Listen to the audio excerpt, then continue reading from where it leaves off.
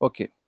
सो सबसे पहले जैसे क्या कहते हैं, अखिलेश सर ने बताया कि जो प्रोजेक्ट है ये आपका नेटवर्क से रिलेटेड नहीं है। मैं इनसे बहुत हद तक सहमत हूँ।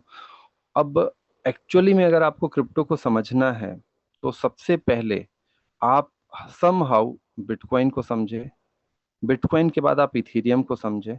अगर ये दो चीज आप समझ पाते हैं, बिटकॉइन एंड इथेरियम, तब आप ओरिजिन की ओर आए। केवल कि 8 आवर में ये कंपाउंडिंग आ रहा है, ये मतलब आपके पास इतने टोकन्स बढ़ जा रहे हैं, इस तरीके से आप रिप्रेजेंट करेंगे तो फ्यूचर में आपका एनकाउंटर ऐसे लोगों से होगा जो आपसे काफी कठिन प्रश्न पूछ सकते हैं। और इंडस्ट्री, जो क्रिप्टो इंडस्ट्री है, यहाँ नॉलेज ही आपका पैसा है। Knowledge is a power, you basically have to grab the knowledge. For example के लिए अगर नॉलेज की बात करूँ तो मैं एक कल की न्यूज़ बताता हूँ।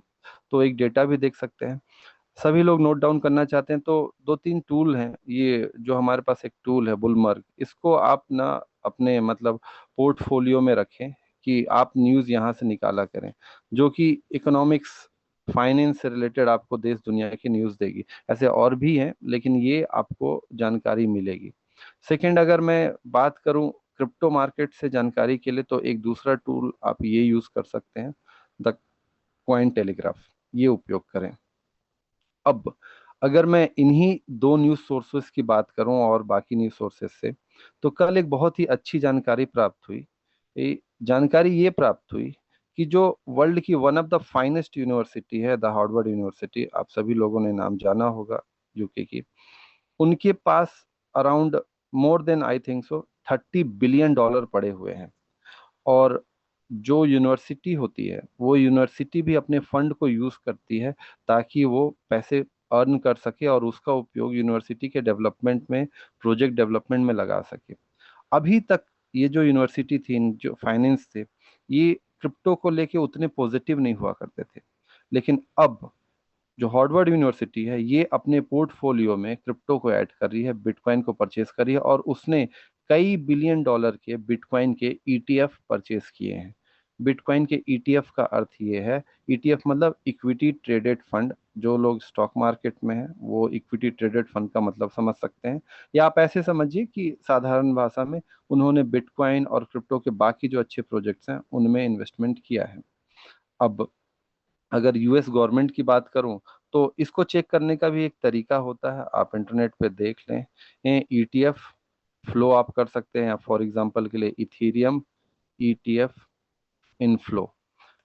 इन सभी चीजों के माध्यम से आप ये पता कर सकते हैं कि कौन सी देश, कौन सी बड़ी संस्थाएं, कितनी बड़ी बड़ी कंपनियां, या फिर आप ये कह सकते हैं। एक मिनट सर, मैं ये एनोटेशन बंद कर दूं अखिलेश सर। हाँ जी, बिल्कुल बंद कर दीजिए। और सभी लोगों से रिक्वेस्ट करूंगा कि पेन और डायरी, मैंने आप लोगों को मैसेज भी किया था कि पेन और डायरी अपने हाथ में रखिएगा। तो ये सब नोट डाउन कर लीजिए। बहुत मुश्किल होता है शशि जी का समय मिल पाना। हम बहुत लकी हैं कि एक बहुत अच्छे क्रिप्टो एंटरप्रेन्योर, एक ब्लॉकचेन एक्सपर्ट हमारे साथ में है, जो अपनी एजुकेशन हमें अवेलेबल करा रहे हैं। तो ये मौका दूसरी बार नहीं मिलेगा। कब मिलेगा I don't know. So please अपने हाथ में पेन और डायरी रखिए। ये सारी चीजें, ये सारे लिंक्स, ये सारे यूआरएल जो ये बता रहे हैं, इसको नोट डाउन कीजिए। क्योंकि जहां पर सीखेगा इंडिया तभी बढ़ेगा इंडिया। तो हमको लर्न करना है। हमें सिर्फ गोले नहीं बनाना, हमें सिर्फ फॉल्स कमिटमेंट करके नहीं बढ़ानी है। हमें अपने आप को लिटरेट करना है, पढ़ना है, सीखना है।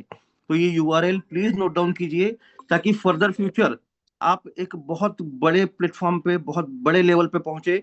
हमारा सिर्फ इतना सही प्रयास है। सो प्लीज तैयार जी रहिए एजुकेशन को लेने के लिए। Thank you sir, and okay. Sorry Shashi भाई। ओके। स्क्रीन दिख रही है सर? जी विजिबल है सर। तो अब यहाँ पर जब हम स्क्रीन देख रहे हैं तो यहाँ पास हमें दिखता है कि ये जो हमारे पास इथीरियम का इनफ्लो है, यहाँ से पता चलती है कि एक्चुअली में इथीरियम या फिर बिटकॉइन के ऊपर, ऐसे ही हम बिटकॉइन का ईटीएफ का इनफ्लो भी ले सकते हैं डेटा, कि कितने बड़े बड़े इंस्टीट्यूशन, चाहे वो गवर्नमेंट इंस्टीट्यूशंस हो, चाहे वो बड़ी बड़ी कंपनियां हो, चाहे ब्लैक रॉक हो या फिर और भी, जैसे कि ये स्टॉक मार्केट की बड़ी बड़ी कंपनियां, टेस्ला, जो भी आप अच्छे अच्छे नाम सुने हैं, ये कंपनियां कितना इन्वेस्टमेंट कर रही हैं क्रिप्टो को लेके, और उनके इन्वेस्टमेंट से ये सेंटिमेंट समझ आता है कि क्रिप्टो मार्केट किस तरीके से बूम कर रहा है। तो जांचने का जो तरीका मैंने पहले बताया कि सबसे पहले आपको समझना क्या है, अगर आप क्रिप्टो में आ रहे हैं और आप नहीं चाहते हैं कि आपका हार्ड कोर जो अर्न मनी है, जो आपने मेहनत का पैसा है, वो पैसा आपका कभी बर्बाद हो, तो उसके लिए आज चलिए आपको बोल सकते हैं कि समहाउ किस्मत के द्वारा आपको ओरिजिन जैसा अच्छा प्रोजेक्ट मिला है, और ये नेवर एंडिंग प्रोजेक्ट है, वो मैं प्रूफ करने का प्रयास करूंगा आप लोगों को। लेकिन कल को जो आपके बहुत सारे मित्रगण हैं, जो ऐसे ऐसे प्रोजेक्टों में भी इन्वॉल्व हैं, जहां पास केवल रोटेशन है और पैसा क्या कहते हैं उनका लॉस हो रहा है, परंतु वो आपके परिचित के हैं, तो आपकी भी एक जिम्मेदारी बनती है कि एक बार जरूर उन्हें अवेयर करें। वो आपके प्रोजेक्ट में आए ना आए वो अलग बात है, और वो आपके प्रोजेक्ट में तभी आ पाएंगे जब उनको आप सही एजुकेशन दे पाएंगे। तो क्रिप्टो को सीखने के लिए सबसे पहले समझना चाहिए बिटकॉइन को, इथीरियम को, फिर मैं आऊंगा ओरिजिन पे। मैं ये थोड़ा मान के चलता हूँ कि समहाउ बिटकॉइन थ्योरम आपको पता है, लेकिन फिर भी मैं एक इंट्रोडक्शन देता हूँ। बिटकॉइन की शुरुआत इसीलिए की गई कि मैं एक उदाहरण से देता हूँ कि मानते हैं कि भारत और सऊदी अरेबिया के बीच में पेट्रोलियम का ट्रेड डील होना है, या पेट्रोलियम का आदान प्रदान हो रहा है। भारत काफी बड़ी मात्रा में पेट्रोलियम खरीदना चाहता है सऊदी अरेबिया से। अब थोड़ा सा, थोड़े देर के लिए आप ये मानिए कि विश्व में अभी अमेरिका नहीं है, तो भारत यूएसए सऊदी अरेबिया के पास जाता है और बोलता है कि हम आपसे 1 बिलियन डॉलर, 1 बिलियन के करीब, अभी डॉलर को आप भूल जाइए, हम आपसे 1 बिलियन गैलन का पेट्रोलियम लेना चाहते हैं। बोले ठीक है, हमारे पास है, हम दे देंगे आपको। कैसे आप पेमेंट करेंगे? हम आपको पेमेंट आईएनआर में करेंगे। सऊदी अरेबिया की गवर्नमेंट बोलती है हम आईएनआर का क्या करेंगे सर, हमारे यहाँ इतना आईएनआर का यूजेस नहीं है, ये करेंसी तो हमारे कोई काम की नहीं है। तो आप कुछ ऐसा चीज दीजिए जो आपके लिए भी प्रॉफिटेबल हो, हमारे लिए भी प्रॉफिटेबल हो, क्योंकि हम आपसे खरीदते कम है, आपको बेचते ज्यादा है। तो अगर आपसे हम आईएनआर ले लेते हैं, बट सिंपल सा बात है, हम आपसे खरीद कम रहे हैं, तो हम उस आईएनआर को खपाएंगे कहाँ? तो बोले हाँ, ये प्रॉब्लम तो है। तो एक काम करते हैं, गोल्ड में परचेस कर लेते हैं, गोल्ड आप हमें दे दीजिए। तो इंडियन गवर्नमेंट कहती है, भारत सरकार, कि गोल्ड को आपके यहाँ क्योंकि बड़ी मात्रा में डील हो रही है आपके और मेरे बीच में, तो इतने बड़े गोल्ड को ट्रांसपोर्ट करना फिजिबल नहीं है। अगर बीच में कहीं कुछ घटना हो घट जाती है और समुद्र में गोल्ड डूब जाता है, या समुद्री लुटेरे हो जाते हैं, या ट्रांसपोर्ट में जो खर्चा होता है, ये कन्वीनियंट नहीं है, उतनी अच्छी तरीके से पोर्टेबल नहीं है। तो फिर कैसे करें? तो ये एक one of the famous problem है फाइनेंस का, कि इसको सॉर्ट आउट कैसे करें। तो यहीं पे मिडिल मैन की शुरुआत होती है, यूएसए की एंट्री होती है। यूएसए कहता है India, you need our technology, you need our weapon system. India says yes definitely we need your technology, we need your weapon system. बोले ओके ठीक है। Saudia, you need also our technology, our weapon system, yes we need also, okay. Then we have a solution, हमारे पास आपकी इस समस्या का समाधान है। क्या समाधान है? सऊदिया, आप हमसे खरीद लीजिए, क्या कहते हैं, वेपन और हमारी टेक्नोलॉजी, और आप हमको पेमेंट दीजिए डॉलर में, मतलब आप हमसे डॉलर खरीदिए। इंडिया को भी बोलती है कि भारत, आप भी हमसे डॉलर खरीदिए। अब आप दोनों के पास डॉलर आ जाते हैं, ये डॉलर आप पेट्रोलियम खरीदने के लिए सऊदिया को दे दीजिए।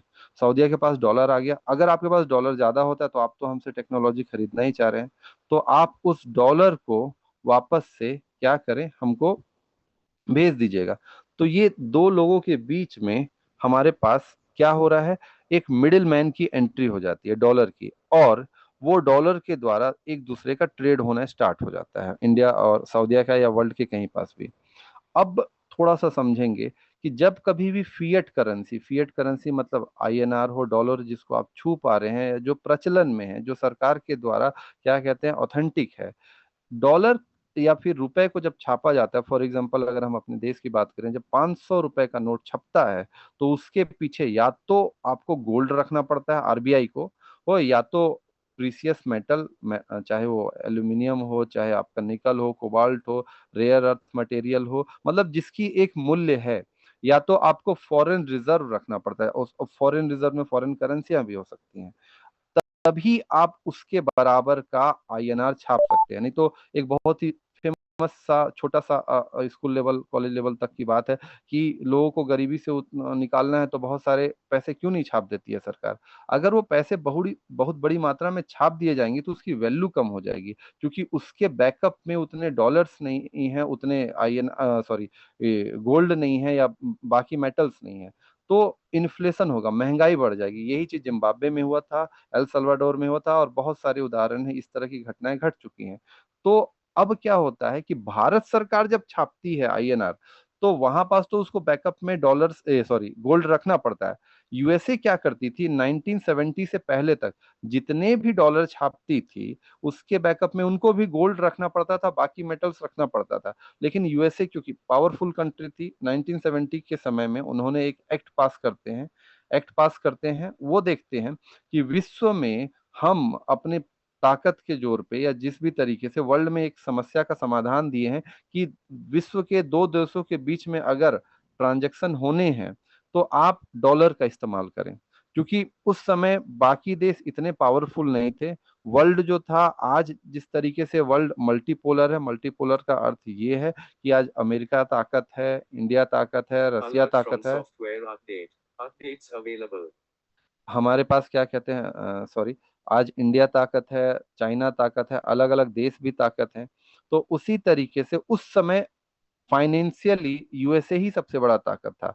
सऊदिया सॉरी जो आपका रसिया है, यूएसएसआर, वो उतनी बड़ी ताकत नहीं थी, मिलिटरली तो पावरफुल थी बट फाइनेंशियली नहीं थी। तो इसका फायदा अमेरिका ने उठाया और डॉलर को इंटरनेशनलाइज कर दिया, मतलब अंतर्राष्ट्रीयकृत किया। उन्होंने क्या किया कि विश्व में जो भी ट्रेड हो, आप पहले डॉलर परचेस करें।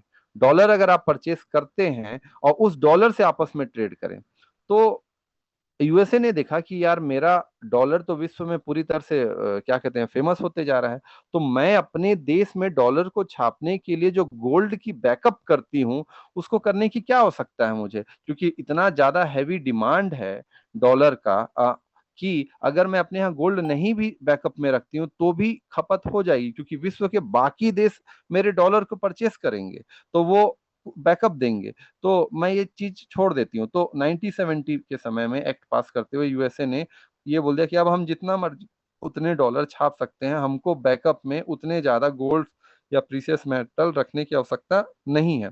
अब इससे क्या हुआ, धीरे धीरे 1970 के बाद आगे बढ़ता है कारवां, और इतना पावरफुल हो जाता है यूएस डॉलर कि विश्व की इंटरनेशनल करेंसी के रूप में वो आती है, और विश्व के फॉरेन रिजर्व में 70% तक जो देश हैं वो अपने देश में भी डॉलर को ही रिजर्व करते हैं। तो अब क्या हो गया, डिपेंडेंसी डॉलर के ऊपर विश्व की बढ़ गई, आपस में डॉलर के ऊपर ही ट्रेडिंग होने लगा। चाहे विश्व के कोई भी देश हो, अगर वो एक दूसरे से ट्रेड करते हैं तो पहले वो डॉलर परचेस करेंगे, डॉलर परचेस करने के बाद वो क्या करेंगे, आपका ट्रेड करेंगे।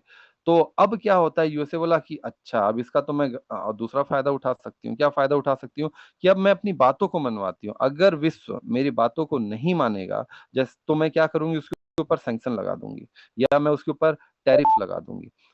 तो और अगर वो टैरिफ लगा दूंगी तो बेसिकली हम उनको डॉलर नहीं दे पाएंगे, ट्रेड करने में दिक्कत करेंगे उनको, तो वो ट्रेड ही नहीं कर पाएंगे, तो उनके यहाँ व्यापार नहीं होगा, व्यापार नहीं हुआ तो बेसिकली सभी कुछ प्रभावित हो गया, रोटी कपड़ा मकान। तो यूएसए ने जो अभी हमारे ऊपर 50% का टैरिफ लगाया, इसका अर्थ यही होता है कि आप क्यों क्यों उसने टैरिफ लगाया 50% का, उसके पीछे का मैकेनिक्स ये है कि यूएसए भारत के एग्रीकल्चर सेक्टर का एक्सेस चाहता था।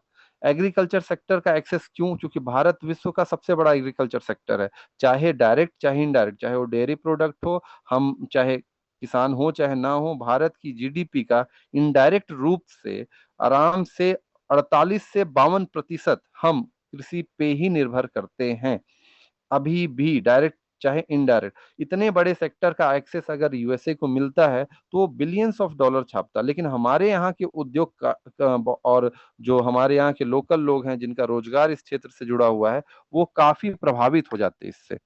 इस कारण से भारत ने, चाहे कोई भी सरकारें रही हो, कभी भी एग्रीकल्चर सेक्टर का एक्सेस देने से मना किया। इसके कारण यूएसए ने, डोनाल्ड ट्रंप ने 50% के टैरिफ इंपोज करते हैं। अब इसका मतलब समझिए होता क्या है, अगर आप 100 रुपए का टी शर्ट भेजते हैं अमेरिका में, तो 100 रुपए की टी शर्ट वहां 150 में मिलेगी। अब 150 की टी शर्ट को अमेरिका का व्यक्ति इसलिए नहीं खरीदेगा क्योंकि वहां पास 110 रुपए में उसी तरह की क्वालिटी का भी ही टी शर्ट अवेलेबल है। तो हमारे यहाँ के कई इंडस्ट्री बंद हो सकते हैं। ये क्यों हो पाया? क्योंकि डॉलर के ऊपर डोमिनेंस अमेरिका का है। मैं आपको ये बताना चाह रहा हूं कि अगर कोई एक देश, कोई एक व्यक्ति या कोई एक संस्था के पास इतनी बड़ी पावर आ जाए जिसका कोई रिप्लेसमेंट ना हो, तो वो उसका मिसयूज कर सकता है, और आज ये विश्व देख रहा है। यही चीजें 2005-6 के समय में देखी जा रही थी, जिसका समाधान निकाला गया बिटकॉइन के द्वारा, कि हम एक ऐसी मीडियम ऑफ एक्सचेंज बनाएंगे जिसके ऊपर ना तो किसी देश, किसी व्यक्ति, किसी संस्था का अधिकार हो। तो अधिकार किसका हो? हर उस व्यक्ति का अधिकार हो जो इंटरनेट पे हो। मतलब किसी एक व्यक्ति के पास इतना बड़ा मात्रा में अधिकार ना हो कि वो मैनिपुलेट कर सके। तो अब एक हाइपोथेटिकल सिचुएशन लेते हैं, काल्पनिक मतलब सिचुएशन लेते हैं हम, कि वापस से इंडिया जाता है सऊदीया के पास, बोलता है India, Saudia, we need your petroleum and 1 billion petroleum gallon petroleum we need. So Saudia पूछता है पेमेंट कैसे करेंगे? नाउ मैं आपको बिटकॉइन में पेमेंट करती हूँ। आप हाइपोथेटिकली समझिए, आप उतना बिटकॉइन ले लीजिए, उस बिटकॉइन को आप अपने देश में खपा लीजिए और आप हमें पेट्रोल दे दीजिए, और क्या कहते हैं, ये ट्रेड डील हो गया। अब बिटकॉइन को यूएसए ने नहीं बनाया है, तो वो इसके ऊपर एकाधिकार नहीं रख सकती, क्योंकि आप विश्व के इंटरनेट को नहीं बंद कर सकते। आप किसी जगह पे किसी छोटे समय के लिए बंद कर दिए, लेकिन वो वीपीएन के द्वारा, सैटेलाइट के माध्यम के द्वारा ओपन हो जाएगी। अब बोलेंगे कि बिटकॉइन को सऊदी अपने यहाँ कैसे खपाएगी? तो इसका मैकेनिज्म डिमांड एंड सप्लाई से होता है, हम आगे देखेंगे। मतलब मैं मोटा मोटी आपको ये बताने का प्रयास कर रहा हूँ कि डॉलर के क्या कहते हैं, डोमिनेंस को, डॉलर के प्रभाव को बिटकॉइन ने चैलेंज कर दिया। बात है 2009 की। धीरे धीरे जब ये देखा गया कि बिटकॉइन का के द्वारा आप ट्रेड कर सकते हैं, बिटकॉइन के द्वारा आप अच्छा ट्रेड कर सकते हैं, और ट्रेड जो है बिना डॉलर के प्रभाव के बढ़ रही है आगे, तो यहां पास यूएसए कुछ नहीं कर सकता। इसको थोड़ा और समझते हैं कि अगर हमको फॉर एग्जांपल के लिए जर्मनी में एक मशीनरी पसंद आई है और उसका ऑनलाइन ऑक्शन होना था और हमें उसका पेमेंट भेजना है, तो आईएनआर तो मैं भेज नहीं सकता हूँ। आईएनआर का वहां पास कोई वैल्यू नहीं है जब तक कि वो कन्वर्ट ना करे। समझने के लिए, मान लीजिए बैंक बंद है, credit card, debit card, RuPay, या फिर आपका जो पेपाल है, ये सब चीजें बहुत ज्यादा ट्रांजैक्शन कट रही हैं, तो हम उसको उपयोग नहीं करने वाले हैं। तो हम क्या करें? हमको फिर, क्योंकि वो लोग तो यूरो लेना चाहते हैं, तो हम कुछ ऐसा भेजे जो वहां पास कन्वर्ट हो जाए तुरंत यूरो में। तो हमने एक मैकेनिज्म भेज दिया कि बिटकॉइन, बिटकॉइन वहां यूरो में कन्वर्ट हो जाएगी, और वापस, और वो जो सामान हमको चाहिए था वो सामान शिपमेंट के द्वारा हमारे पास इंडिया में आ जाएगी। तो ये तो गजब की चीज हो गई। विश्व के अब कोई भी दो व्यक्ति, कोई दो देश, कोई दो कंपनी सीधे ट्रेड कर सकती थी, व्यापार कर सकती थी, और उसके लिए उसको क्या कहते हैं, डॉलर के ऊपर डोमिनेंस रखने की, मतलब डॉलर के ऊपर निर्भरता जो है उसकी कम हो रही थी। तो ये तो चैलेंज हो गया। धीरे धीरे डिमांड इतना तेजी से बढ़ गया कि डॉलर के डोमिनेंस को चैलेंज होना स्टार्ट हो गया। अब आगे बढ़ता है मामला। अब एक नई समस्या का जन्म होता है। नई समस्या का क्या जन्म होता है कि जब आप बिटकॉइन में आपस में ट्रेड कर रहे थे, तो जिस देश में आप बिटकॉइन परचेस कर रहे हैं, उस देश की करेंसी से बिटकॉइन की वैल्यू को निर्धारित किया जा रहा था। उदाहरण के लिए यहाँ पास जो हमें दिख पा रहा है स्क्रीन पे, अभी करंट प्राइस क्या चल रहा है? 95,800 और 89 जो भी है, इतना डॉलर हमारे पास चल रहा है। तो ये प्रति सेकंड बदल रहा है। तो जिस समय आप पेमेंट कर रहे हैं, अगर उसी सेकंड में अगर प्राइस में परिवर्तन हो जाए, तो प्राइस का स्टेबल होना आवश्यक था। तो बिटकॉइन के ब्लॉकचेन में, अखिलेश सर, हेलो, मैं जी और डीप में जाऊं थोड़ा सा ब्लॉकचेन पे, क्योंकि फिर ओरिजिन को समझाना आसान होगा। बिल्कुल। और कितने लोग चाहते हैं कि और डीप में जाएं, आप पर अपने ओपिनियन यहाँ अभी देखिए सर, तुरंत सामने आया, ये देखिए, आज सब लोग सीखने बैठे हैं सर। मैं इसीलिए सोचा, मुझे लग रहा है मैं बहुत ज्यादा डीप में चला गया तो फिर नींद ना आने लगे लोगों को।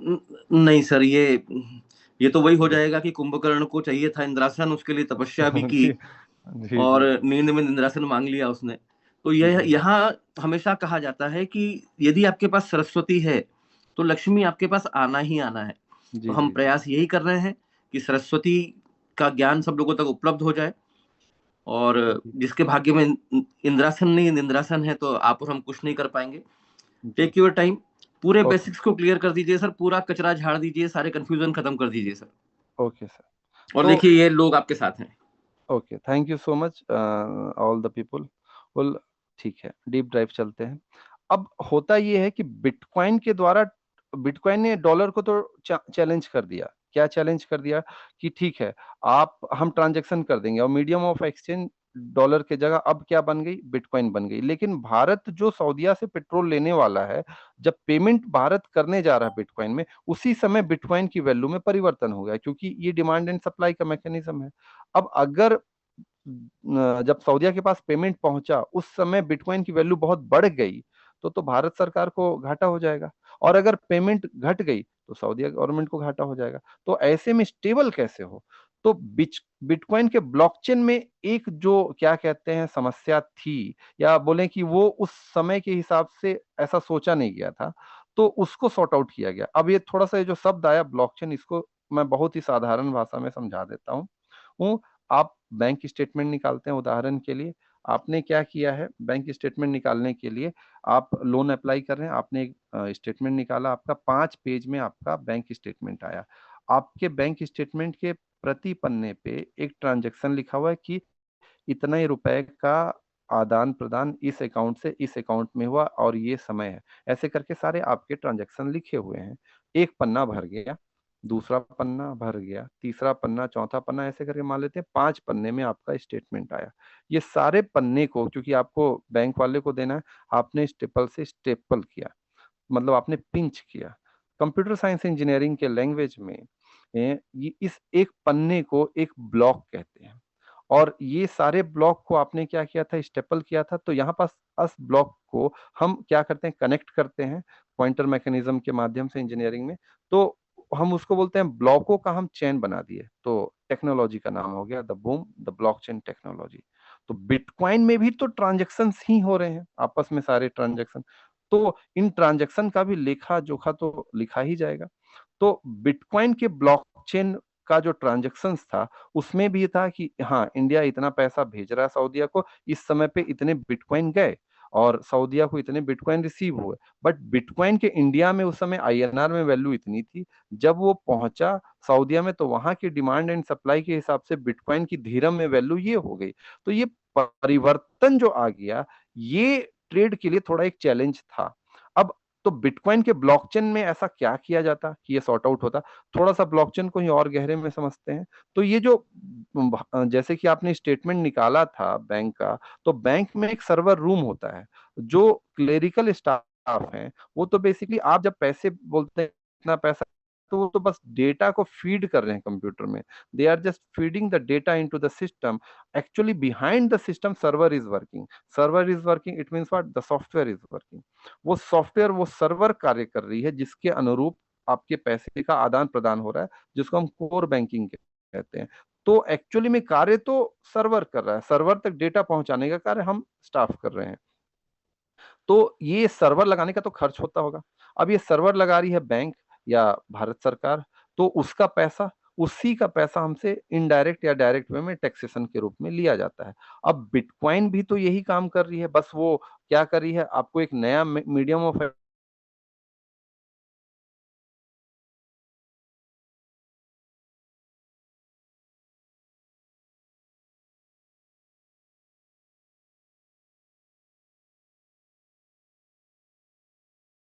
डॉलर का डोमिनेंस है, कल को हो सकता है चाइना के येन का डोमिनेंस हो जाए।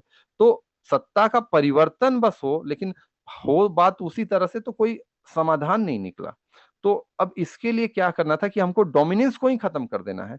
तो ठीक है, तो अब सर्वर लगेंगे। तो ये सर्वर लगेंगे, अगर हम एक व्यक्ति को, एक संस्था को, एक देश को लगाने दे दें, तो बात तो वही हो जाएगा कि बिटकॉइन फिर से एक नेक्स्ट डॉलर बन जाएगा। उन्होंने बोला नहीं, ऐसे नहीं कर सकते।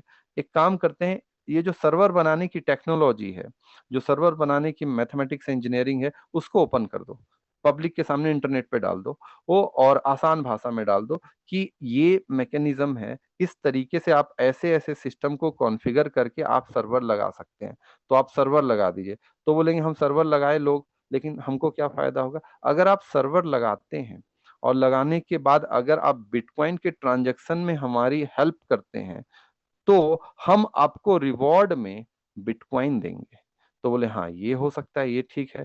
तो आप बिटकॉइन में रिवॉर्ड देंगे तब मैं सर्वर लगाऊंगा, और बिटकॉइन में रिवॉर्ड देंगे तो बिटकॉइन की वैल्यू डिमांड एंड सप्लाई से तो ऐसे ही बढ़ना स्टार्ट हो गई थी। क्यों? क्योंकि इसने डॉलर के डोमिनेंस को चैलेंज कर दिया था।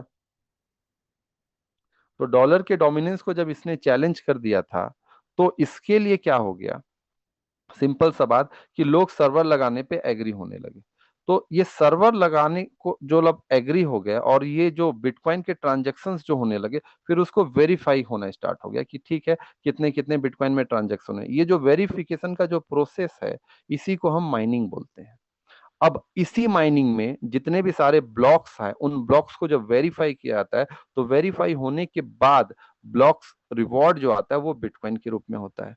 लेकिन अभी भी तब आज आपको अभी समझ आया कि ये ब्लॉकचेन क्या है और ये माइनिंग क्या है। लेकिन ये ब्लॉकचेन जो बिटकॉइन का ब्लॉकचेन है, जो बिटकॉइन के ट्रांजैक्शंस को वेरीफाई कर रहा है, ये एक समस्या का समाधान नहीं दे पा रहा है। वो कौन सी समस्या है? वो समस्या है आपके सामने कि हम रेट को स्टेबल कैसे रखें। इसीलिए बिटकॉइन को किसने बनाया? सतोशी नाकामोटो ने। लेकिन वो कौन व्यक्ति? एक व्यक्ति है, व्यक्तियों का ग्रुप है, कंपनी है, देश है, नहीं पता। और यही चीज बिटकॉइन को यूनिक बनाती है। तो बिटकॉइन क्योंकि टेक्नोलॉजी को ओपन सोर्स कर दिया गया, तो बिटकॉइन पे जिनका आकर्षण बढ़ा, बिटकॉइन के मैथमेटिक्स पे, इंजीनियरिंग पे जिनका आकर्षण बना, उन्हीं में से कुछ लोग आगे बढ़ते हैं। 2009 के बाद कई साल आगे बढ़ते हैं, और धीरे-धीरे देखा जाता है कि स्टेबल होना इम्पोर्टेंट है, क्योंकि अगर स्टेबल नहीं रखा जाएगा, तो ठीक है, डॉलर के डोमिनेंस को तो चैलेंज कर दिया गया है, लेकिन व्यापार को कैसे बढ़ाया जाए, सही कैसे किया जाए? तो कुछ लोग उनमें से मिलते हैं, जिसमें से एक सबसे one of the genius person Vitalik Buterin, ये बिटकॉइन के ही एंथुसियास्टिक थे, वो मिलते हैं अपनी टीम के साथ, और बिटकॉइन के ब्लॉकचेन को और एक्सपेंड किया जाता है और एक नया मैकेनिज्म डेवलप किया जाता है, जिसका नाम होता है इथेरियम। अब इथेरियम जब डेवलप होती है, इथेरियम डिसेंट्रलाइज दुनिया में कदम रखती है और विश्व को बदल देती है। लिटरली मैं कह रहा हूँ, विश्व को बदल देती है। अभी हम समझते हैं, क्योंकि आप अगर आज इथेरियम समझे, तो मैं आपको ओरिजिन समझा पाऊंगा। मैं बस एक ग्लांस दे दे रहा हूँ कि मैं इतनी चीजें क्यों बता रहा हूँ। आपके सामने जब मैं ओरिजिन का फ्यूचर दिखाने वाला हूँ, तो यहाँ पास एक पेपर आने वाला है। जैसे कि पीएचडी का पेपर रिलीज होता है, मतलब कि जब रिसर्च किया जाता है। फॉर एग्जांपल के लिए, अभी जो रिसर्च किया गया, फिजिक्स में नोबेल प्राइज मिला, क्या कहते हैं, क्वांटम टनलिंग के ऊपर, क्वांटम फिजिक्स में क्वांटम इंक्रिप्शन के ऊपर। मैं एक सेशन में बताया था, बहुत पुराना सेशन लिया था। तो ओरिजिन ने एक मैथमेटिक्स एल्गोरिदम डेवलप किया है। ये मैं आपको बस ऐसा ग्लांस के लिए दिखा रहा हूँ, जो आज मैं आपको बताने वाला हूँ। इस लेवल का डीप मैथमेटिक्स ओरिजिन ने जो डेवलप किया है, इसके पीछे इनकी कई सालों की तपस्या होगी, कई सालों की, ये जो मैं आपको दिखा रहा हूँ। और ये चीज इन्होंने ओपन कर दिया है कि आइए देखिए हमने क्या एल्गोरिदम अचीव कर लिया है। ये एल्गोरिदम जो अचीव हुआ है, ये इथीरियम के ऊपर डेवलप हुआ है। तब आपको एक्चुअल में फ्यूचर ऑफ ओरिजिन समझ आएगा, जब मैं धीरे धीरे जाऊंगा। मैं बस ये एज अ एक क्लाइमेक्स दिखा रहा हूँ, इस कारण से मैं आपको ये इथीरियम समझा रहा हूँ। मैं आगे बढ़ूं, चैट बॉक्स में बताएंगे, आगे बढ़ूं, यहाँ तक क्लियर है? ये कोई भी लिख दें। बिल्कुल सर। ओके सर, मैं बढ़ता हूँ आगे। इथीरियम डिसेंट्रलाइज की दुनिया में कदम रखती है, एक नया ब्लॉकचेन डेवलप किया जाता है। अब इसको समझते हैं थोड़ा सा।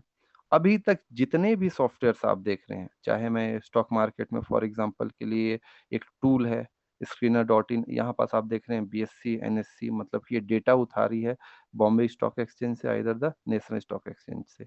यहाँ पास जब डेटा उठा रही है आपके पास, तो बेसिकली ये एमआरएफ जब मैं यहाँ पास लिखता हूँ, तो ये एक्चुअली में बीएससी और एनएससी के सर्वर से कनेक्ट करती है। It means what? with the help of my particular computer system, I am the client, I am requesting the server of NSC, either the BSC, the client requesting to the server. It means what? मैं जिस architecture की बात कर रहा हूं अभी, वो architecture है क्लाइंट सर्वर आर्किटेक्चर। इसको हम वेब 2.0 की दुनिया कहते हैं। जो आप जितने भी सॉफ्टवेयर दिख रहे हैं, चाहे आपके पास यूट्यूब हो, मोबाइल में जो भी ऐप हो, ये सब चीजें वेब 2.0 है, जहां पास एक सेंट्रल सर्वर होता है और हम उसको रिक्वेस्ट करते हैं, हम क्लाइंट होते हैं।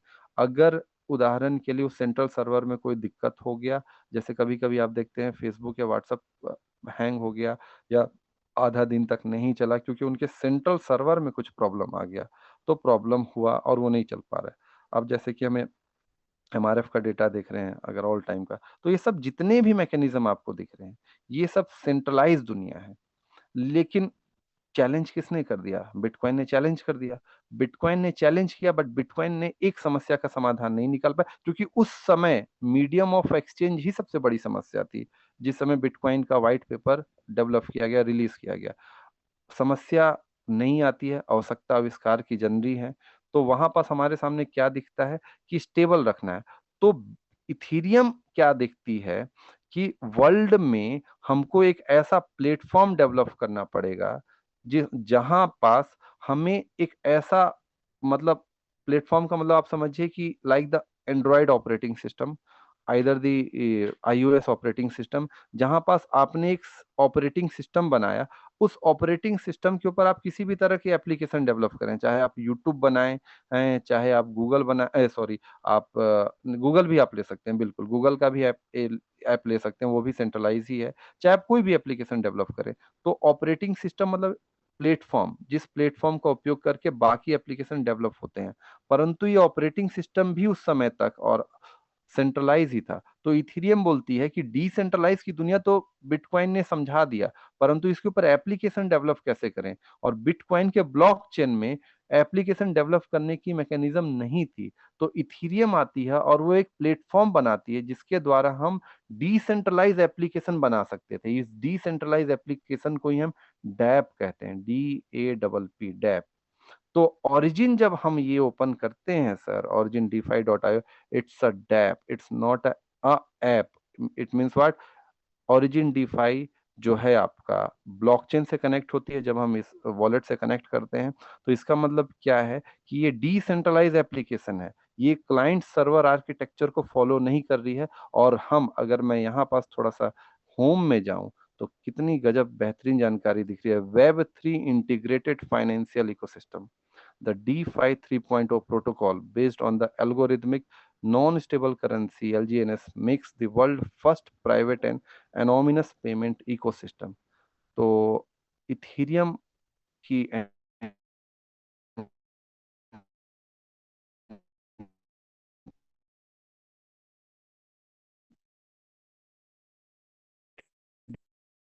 जनरेशन, जैसे कि फाइटर एयरक्राफ्ट की जनरेशन है, the fifth generation fighter aircraft, India को अभी बहुत आवश्यकता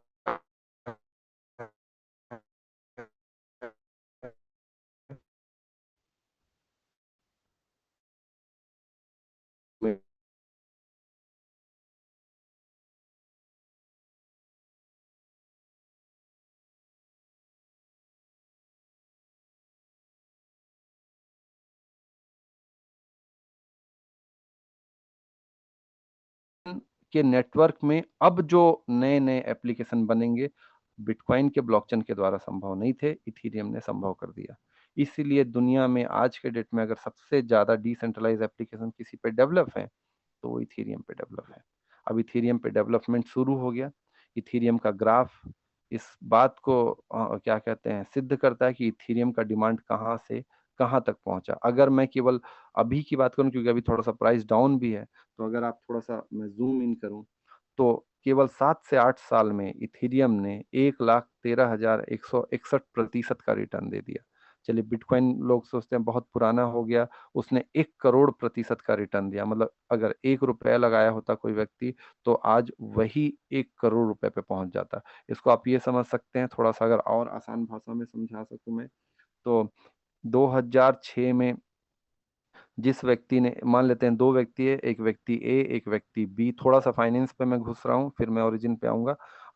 एक व्यक्ति ए है, एक व्यक्ति बी है। व्यक्ति ए ने 2006 में एक प्लॉट लिया, उदाहरण के लिए 1 लाख रुपए डिसमिल का, और 2006 में ही एक दूसरा व्यक्ति है, उस व्यक्ति ने सोचा कि देश की आबादी बढ़ रही है, देश में लोग धन धान हो रहे हैं, तो मोटर गाड़ी का आवश्यकता बढ़ेगी। इस कारण से एक बहुत अच्छी कंपनी मुझे दिख रही है, एमआरएफ। एमआरएफ टायर अच्छा बनाती है, तो मैं एक काम करता हूँ, एमआरएफ के कुछ शेयर ले लेता हूँ।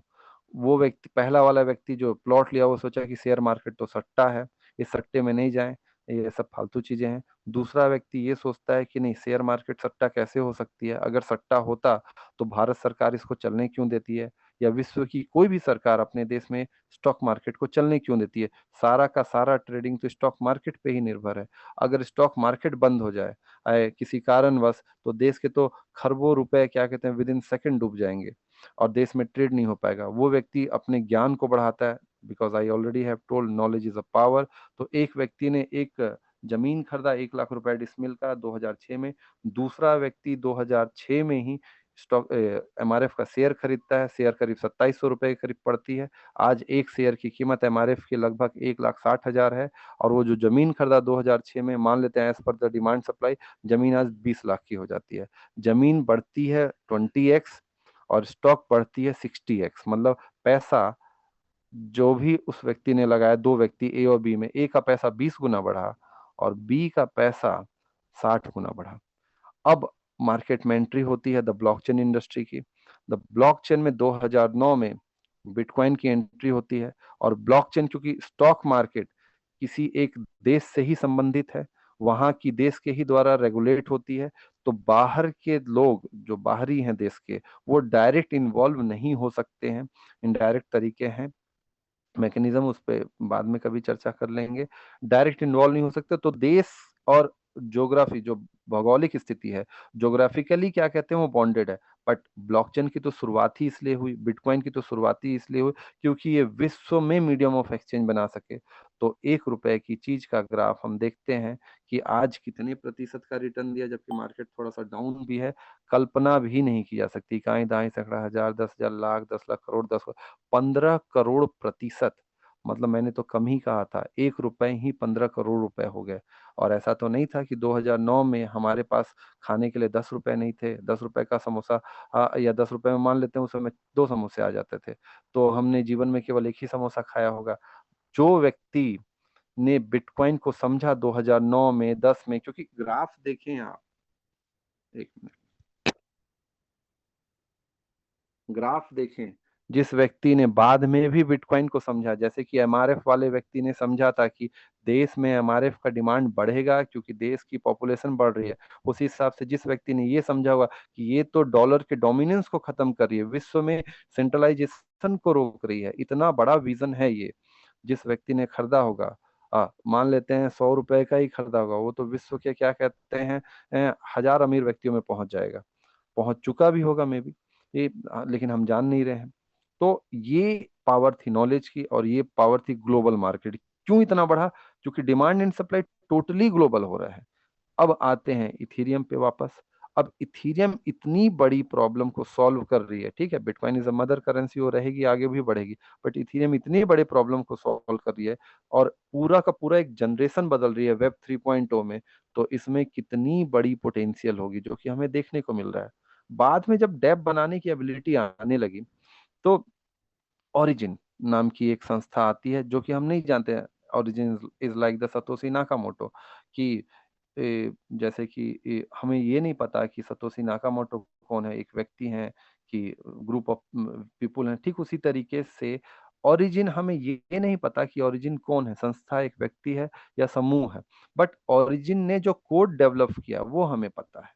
तो सिंपल सा बात है, ओरिजिन ये सोचती है कि डिसेंट्रलाइज की दुनिया में हम एक काम करते हैं, जो फाइनेंशियल सिस्टम है हम इसी को डिसेंट्रलाइज कर देते हैं, क्योंकि देश में, विश्व में जो पॉपुलेशन है अभी, ये इतनी तेजी से बढ़ रहा है कि ऐसे अंडर डेवलप्ड जगह हैं जहां पे बैंक तो पहुंच ही नहीं पा रही है।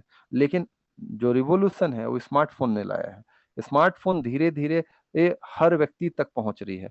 क्यों ना हम स्मार्टफोन को ही बैंक बना दे। देखिए मैं यहाँ पे थोड़ा सा क्लियर करूंगा, इंटरनेट बैंकिंग और क्या कहते हैं स्मार्टफोन को बैंक बनाना दो अलग चीजें। इंटरनेट बैंकिंग क्या होती है कि बैंक है, बैंक आपको बैंकिंग की फैसिलिटी इंटरनेट के माध्यम से दे रही है। लेकिन ओरिजिन ने क्या सोचा कि फाइनेंशियल सिस्टम को ही हम डिसेंट्रलाइज कर देते हैं ना, कि आपका मोबाइल ही आपके लिए एक तरह का बैंक का काम हो। बैंक के बेसिक कार्य क्या है कि बैंक लोन प्रोवाइड कर सकती है, ये है आपको क्या कहते हैं एफडी करवा सकती है, मतलब लेंडिंग का।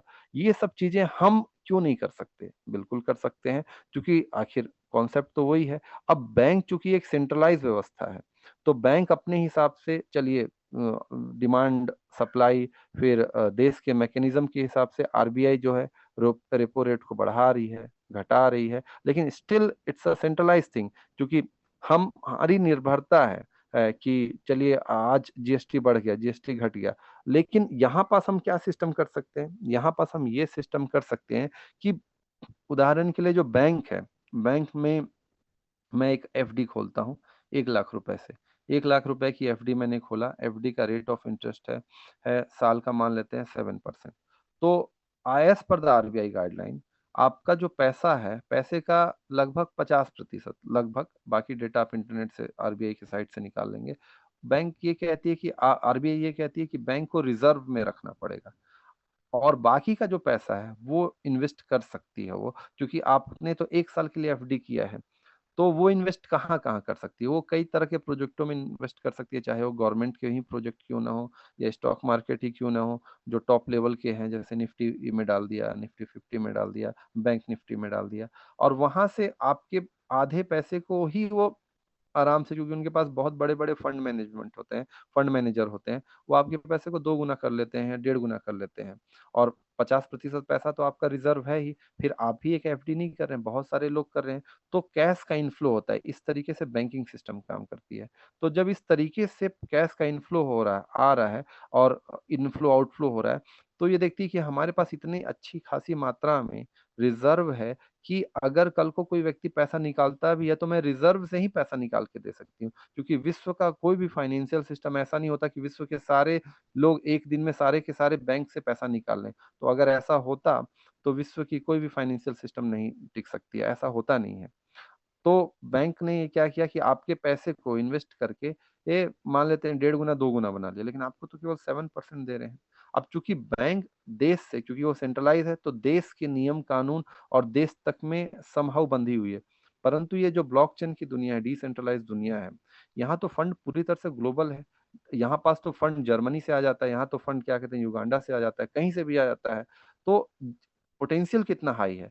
तो यहाँ पास उसका स्टडी किया गया कि अगर हम बैंकिंग सिस्टम, फाइनेंशियल सिस्टम को डिसेंट्रलाइज करते हैं, तो हम तो कई गुना रिटर्न दे सकते हैं। और उस पे फिर अलग इंजीनियरिंग डेवलप की गई, उस पे मैं अभी आता हूँ।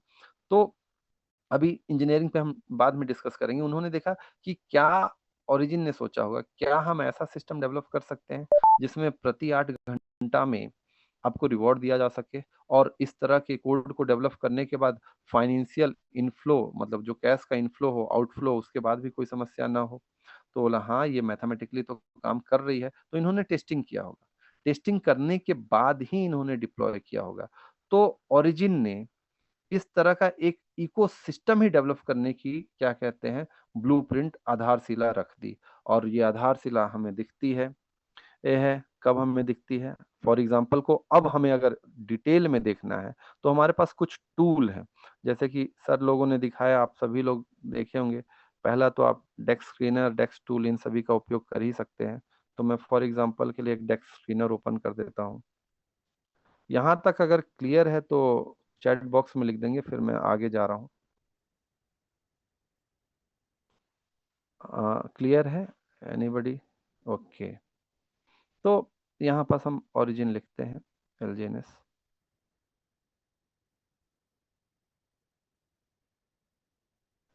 तो हम देखते हैं, देखिए चार्ट को देख के अभी निगेटिव नहीं होइएगा, मेरे पास उन प्रश्नों के भी उत्तर हैं कि डिसेंट्रलाइज का चार्ट किस अनुरूप कार्य करता है।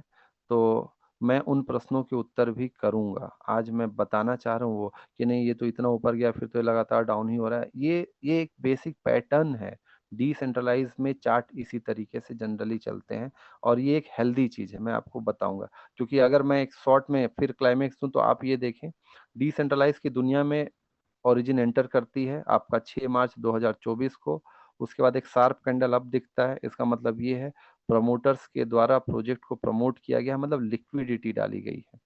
और उसके बाद अब इसके ऊपर मैं आऊंगा। हाँ, हम छोटा सा चीज आप देखें कि यहाँ पास ये जो नीचे जहाँ पास मेरा माउस है, यहाँ पे आप जो देख रहे हैं कि जो वॉल्यूम है, धीरे धीरे कितना ड्रास्टिक टाइप से, मतलब कितने बड़े तरीके से वॉल्यूम बढ़ा है। इसका तात्पर्य ये हुआ, आफ्टर द सम टाइम ये जो प्राइस है सैचुरेट हो रहा है, सैचुरेट हो रहा है, और बहुत बड़ी मात्रा में लोगों की एंट्री हो रही है, मतलब ये स्टेबल हो रहा है, और स्टेबल हो चुका है समहाउ, बताएंगे उसके ऊपर आएंगे। तो ओरिजिन ने अपने जो मैथमेटिक्स को डेवलप किया, उस मैथमेटिक्स को प्रूफ करने का प्रयास किया, वो हमें ग्राफ में दिख रहा है। तो ओरिजिन जो मैंने आपको पढ़ा, वो उन्होंने क्या रूपरेखा Alert रखी। from software update. Close apps before scheduled update. Sorry, थोड़ा सा लैपटॉप बोल देता है बीच में। तो एआई है। तो यहाँ पास क्या है हमारे पास, हमने देखा कि ओरिजिन ने क्या सिस्टम रखा, web 3 integrated financial ecosystem.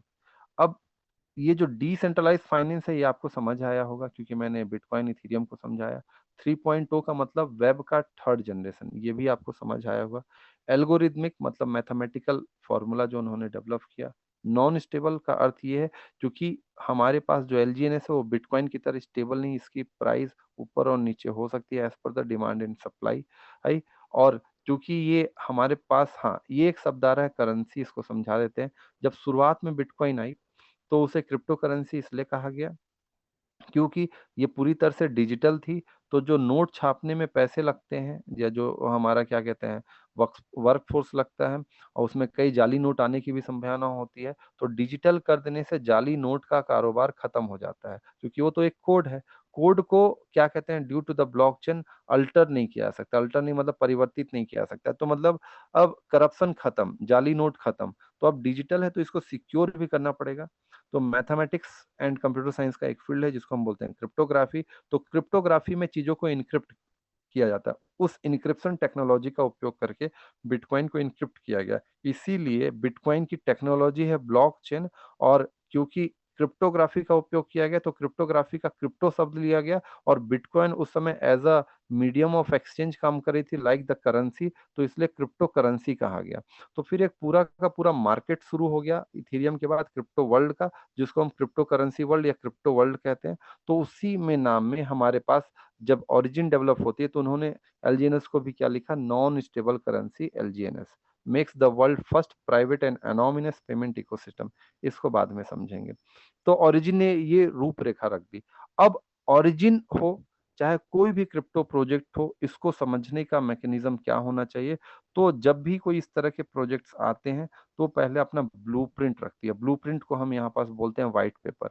White paper को हम कैसे देख सकते हैं, मैं आपको लिंक दिखा दे रहा हूँ।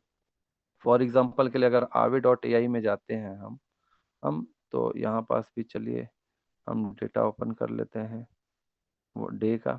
यहाँ पास aave.ai पे ये one of the best tool है, और ये एक थर्ड पार्टी टूल है, बट ये one of the trusted tool है, और ये एक डिसेंट्रलाइज टूल है। Coin market cap still a centralise tool, बताऊंगा उसके ऊपर भी मैं।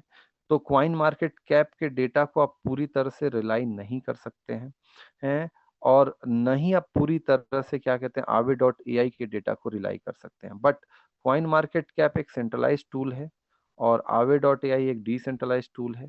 तो समहाउ aave.ai बेटर है। सबसे अच्छा रिलायबल टूल क्या है, ब्लॉकचेन। हम वहां पास जाते हैं, लेकिन इसने अच्छे से समराइज किया, इसलिए मैं आपको ये aave.ai दिखा रहा हूँ। ये नोट डाउन कर सकते हैं आप, जो लोग नहीं जानते, मेरे ख्याल से बहुत लोग जानते ही होंगे। तो aave.ai पे जाते हैं, यहाँ पास आप सर्च में एलजीएनएस लिखते हैं। जैसे ही आप एलजीएनएस लिखते हैं, ये आपके सामने ओपन होगा। यहाँ पास एक ऑडिट का सेक्शन है, इस ऑडिट के सेक्शन को ओपन करेंगे, तो यहाँ पास आपको कुछ स्मार्ट कॉन्ट्रैक्ट दिख जाएंगे एक जगह पे अच्छे तरीके से। तो सबसे पहला ये स्टेकिंग वाला स्मार्ट कॉन्ट्रैक्ट है। जैसे ही इस पर मैं क्लिक करता हूँ, ये पॉलीगॉन के ब्लॉकचेन पे चली जाती है।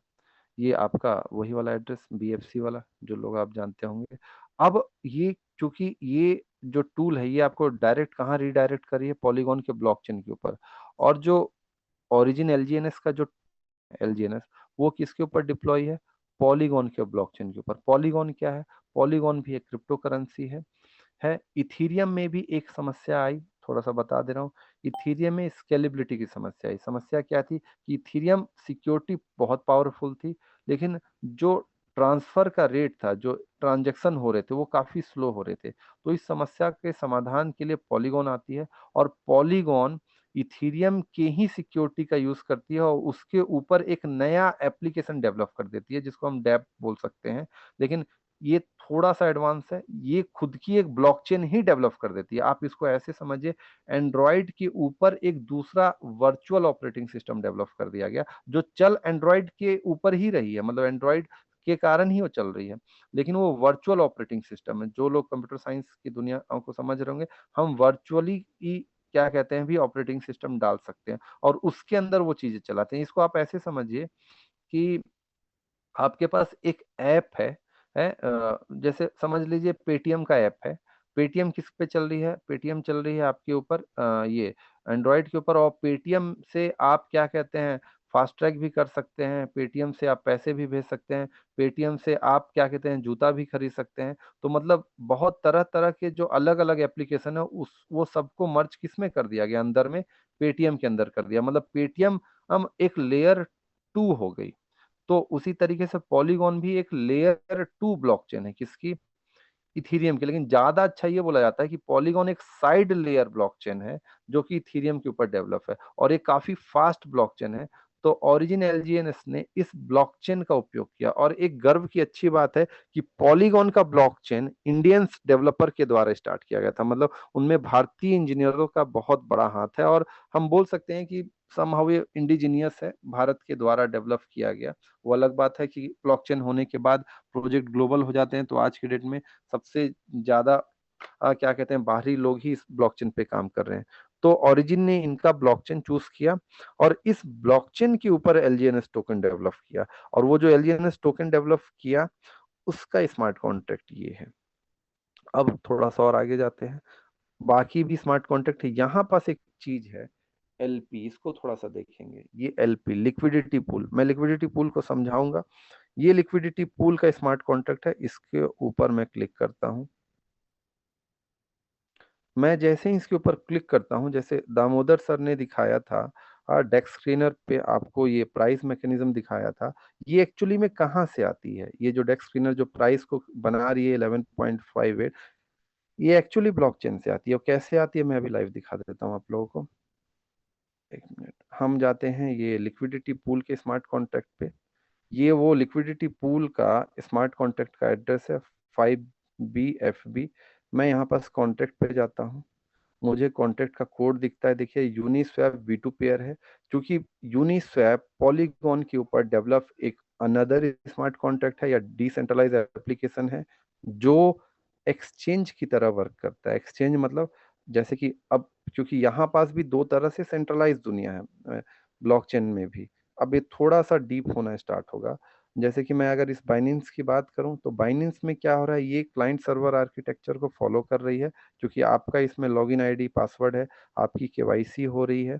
यह मतलब आप अपने लॉगिन आईडी पासवर्ड के द्वारा यहाँ पास ओपन हो रहे हैं, मतलब still you are the client and the Binance is the server. You are connecting with the Binance server, and whenever you are depositing whatever the crypto you have, whatever the INR you have, तो उस crypto का जो wallet बनता है, चाहे वो bitcoin आप deposit कर रहे हो, चाहे आप यूएसडीटी डिपॉजिट कर रहे हो, चाहे आप कुछ भी डिपॉजिट कर रहे हो, उसका सीक्रेट फेस आपके पास नहीं होता है। उसका सीक्रेट फेस या सीड फ्रेस जो है वो बाइनेंस के पास होता है, और बाइनेंस आपको आपके यूजर आईडी पासवर्ड के द्वारा एक्सेस देती है। तो बाइनेंस के पास आपका सीक्रेट फेस है, इट मीन्स व्हाट, ये सेंट्रलाइज है, आपके पास आपके फंड का डायरेक्ट कंट्रोल नहीं है। कल को बाइनेंस की वेबसाइट बंद हो गई तो आपके पास सीक्रेट फेस नहीं है, तो प्रॉब्लम हो जाएगी। वो अलग बात है कि Binance one of the trusted है, मोस्ट ट्रस्टेड है क्रिप्टो वर्ल्ड में, उस पर हम अभी चर्चा नहीं करते, but still it's a centralise thing. Second क्या है कि जो ये बाय सेल का मैकेनिज्म हो रहा है, इसको भी डिसेंट्रलाइज कर दिया जाए। तो जब आपके पास इथीरियम ने वो टेक्नोलॉजी दे ही दी, कि और पॉलीगॉन ने उस इथेरियम के ट्रांजैक्शन जो स्लो हो रहे थे, जिसको हम टेक्निकल भाषा में स्केलेबिलिटी का प्रॉब्लम बोलते हैं, उसको सॉर्ट आउट कर दिया उसने। किस माध्यम के द्वारा? आप पॉलीगॉन के माध्यम के द्वारा। तो एक एक्सचेंज ही बना दो, डिसेंट्रलाइज एक्सचेंज। तो ये हमको क्या दिख रहा है? Uniswap V2 pair. अब अगर आप यूनिस्वैप V2 पेयर में जाते हैं, तो जो थोड़ा सा दामोदर सर ने बर्निंग मैकेनिज्म दिखाया था, मैं वो कोड ओपन करता हूँ थोड़ा सा आपके सामने।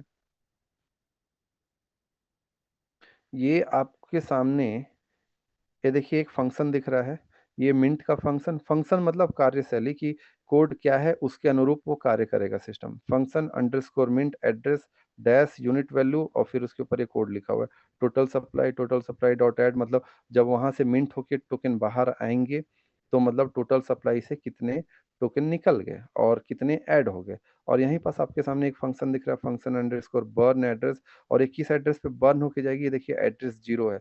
जो लोग इस इंडस्ट्री में हैं, मैं ग्लांस दे दे रहा हूँ, आप स्टडी कर लीजिएगा। एड्रेस 0 नल एड्रेस जनरली होता है आपका ब्लैक होल का एड्रेस होता है। बर्न होके वो चीजें कहाँ चली जाएंगी? एक्सेस सप्लाई नल एड्रेस पे चली जाएंगी। मतलब कि वहां से अब वो टोकन नहीं निकल पाएंगे और वो सप्लाई से खत्म हो जाएगी। ये मैकेनिज्म एक्चुअल में आया किसके द्वारा है? इथेरियम के ही द्वारा है। क्योंकि दो तरह के टोकोनॉमिक्स होते हैं। एक होता है कि आपके पास एक फिक्स सप्लाई हो, जैसे कि बिटकॉइन। बिटकॉइन की फिक्स सप्लाई कितनी है? 21 मिलियन बिटकॉइन ही माइनिंग होके आएंगे। माइनिंग मैंने आपको बताया है, अभी तक कितने माइन होके आ गए हैं? 19.94 मिलियन बिटकॉइन अभी आ चुके हैं। लेकिन इथेरियम का अगर आप देखते हैं, तो इथेरियम की मैक्सिमम सप्लाई इनफाइनाइट है, अनंत है। लेकिन टोटल सप्लाई अभी 120.69 मिलियन इथेरियम ही है। तो इसका ये अर्थ नहीं कि पूरे के पूरे जो अनंत सप्लाई है, जो समंदर है, वो पूरा आपको मिल गया है। इसको आप समझे, मैं समझाऊंगा लिक्विडिटी पूल में, कि आपके पास एक टंकी है, टंकी में दो खाने हैं, या वाटर एटीएम समझिए थोड़ा देर के लिए।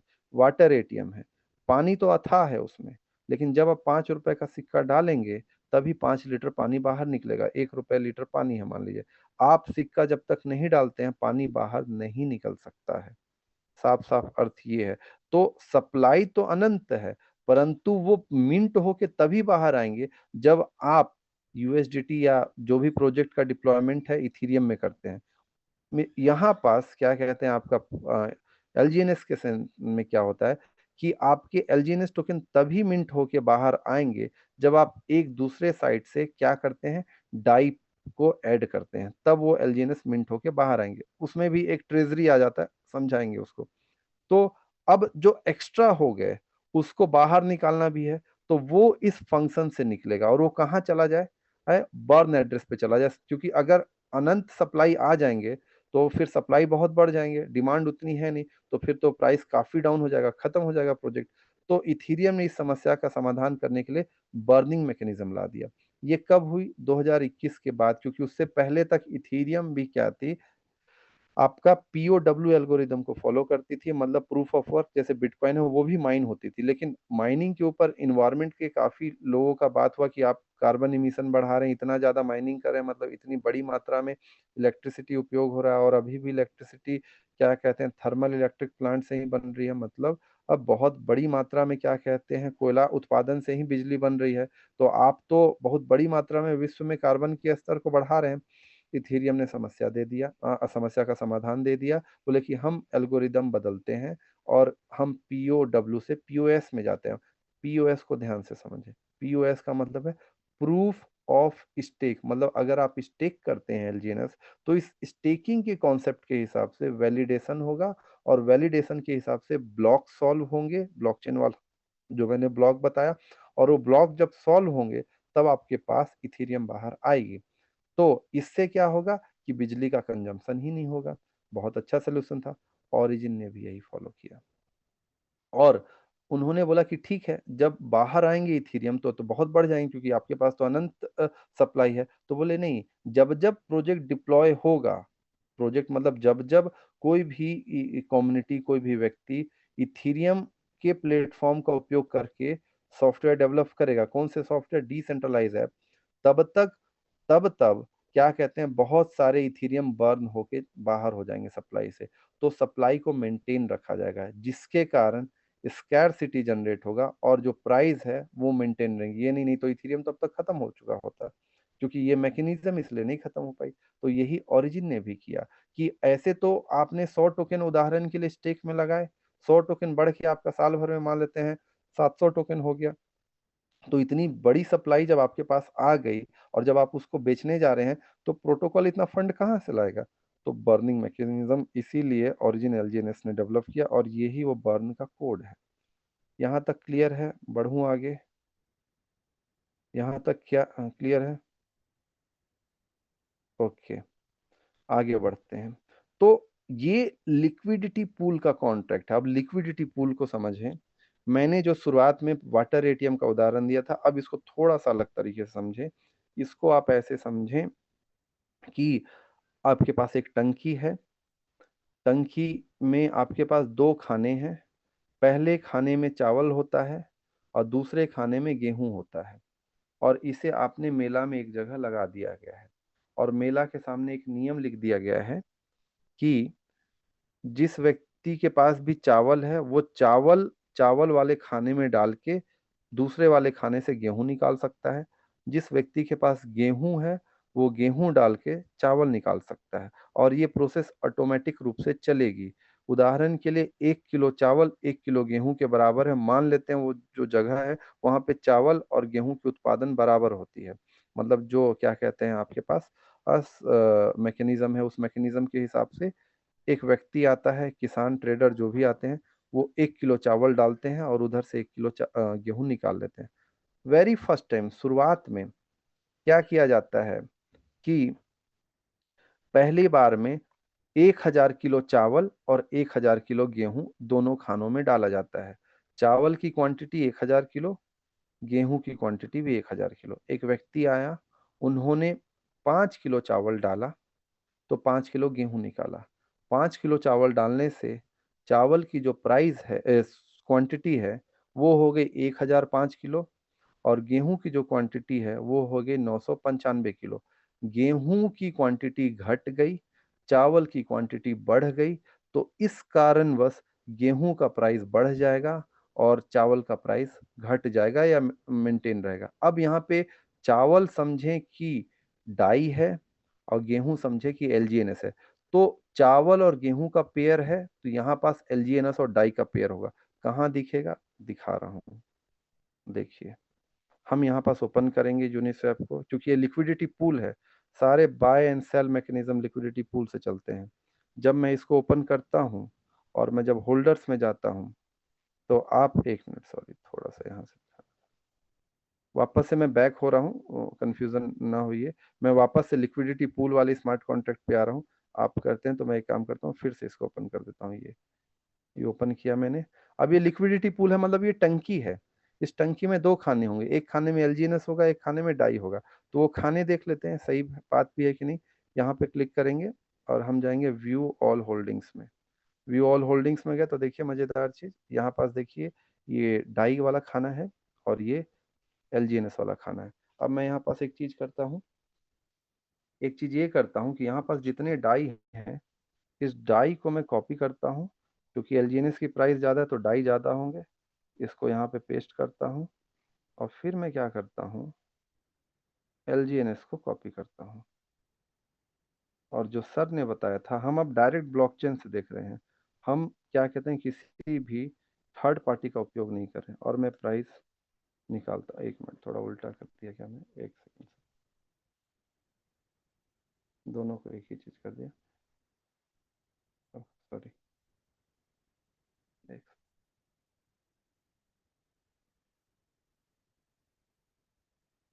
View all holdings,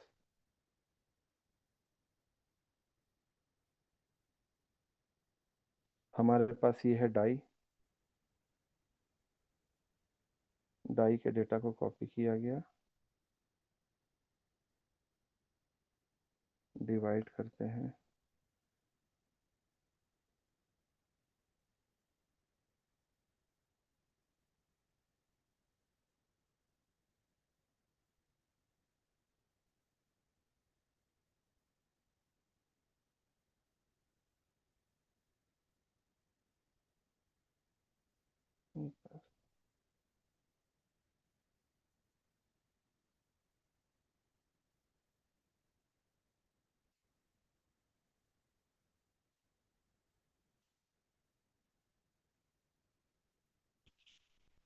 sorry sir, मैं डॉलर के रूप में देखता रही,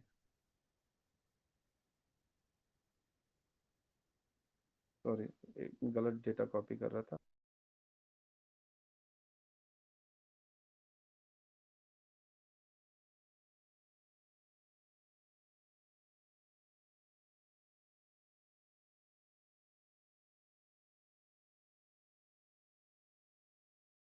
नहीं होगा।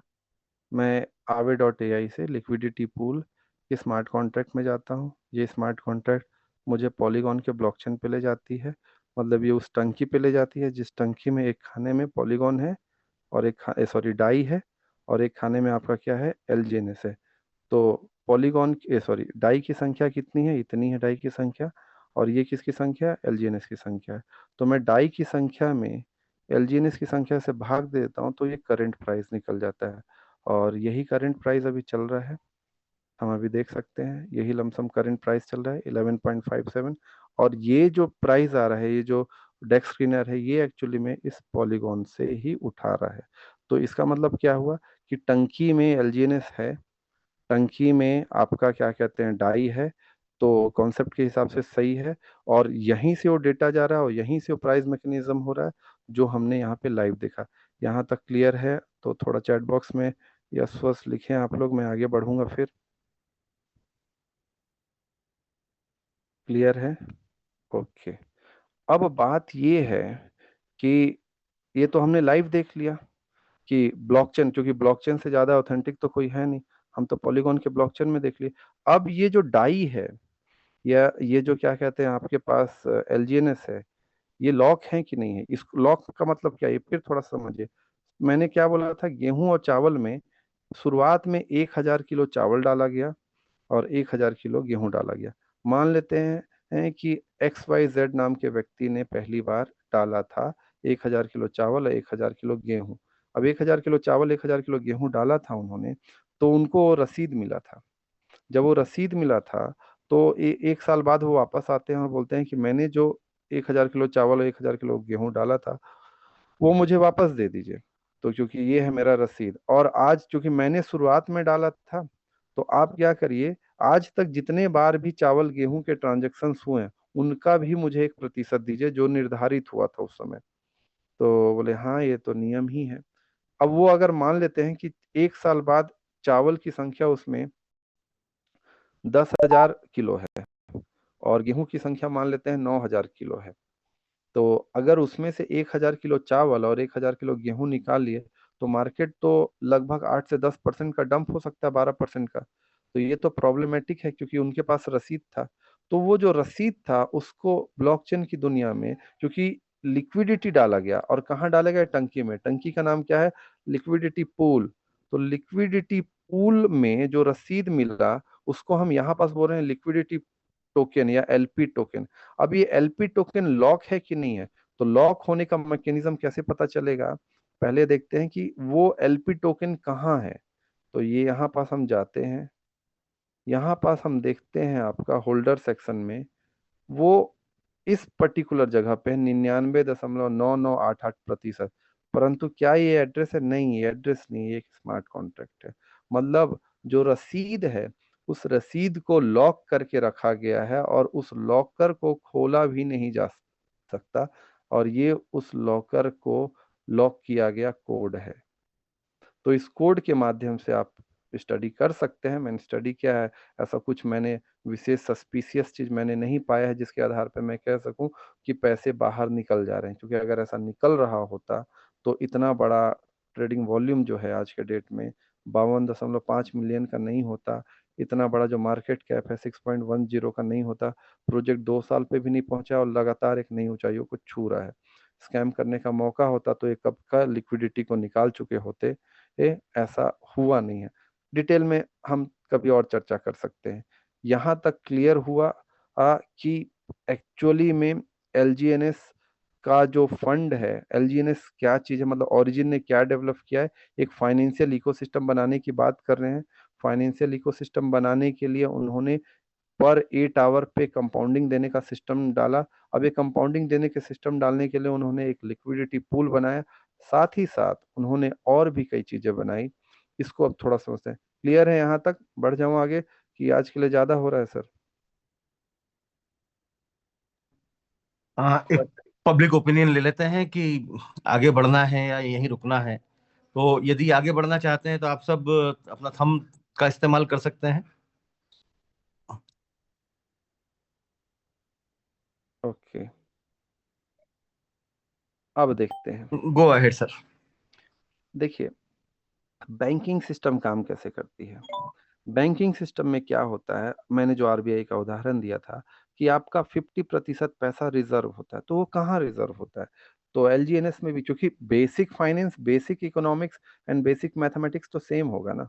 तो आपका, आप जो पैसे डालते हैं उस पैसे का एक बड़ा प्रतिशत, ये डायनेमिक फॉर्मूला तो मैं एग्जैक्ट तो नहीं बता सकता, परंतु मेरे अनुमान के अनुरूप लगभग 40 से 60% तक का जो पैसा है वो ट्रेजरी में जाता है। मतलब ये रिस्क फ्री होता है, मतलब ये रिजर्व किया जाता है पैसा, जो यहाँ पास आप डैशबोर्ड पे देखते हैं, risk free value of treasury asset.